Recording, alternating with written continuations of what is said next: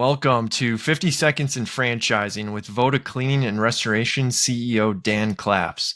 Dan, what services does Voda offer? Thanks, Tim. We are a cleaning and restoration franchise. We're the first franchise to offer floor cleaning and restoration, which is extracting water or mold out of a house, all in one business system. How fast are you growing? Since July, we've awarded 23 territories to 14 franchise owners, and we'll be at 30 by the end of the month. How much is the total investment typically required? 146 to 198,000, and there is financing available for that. What characteristics make a good Voda franchisee? Sales-driven, leader. We're not looking for people to clean carpets and extract water. We're looking for business operators that follow an executive model. So I would say the number one success is the ability to lead people and develop relationships.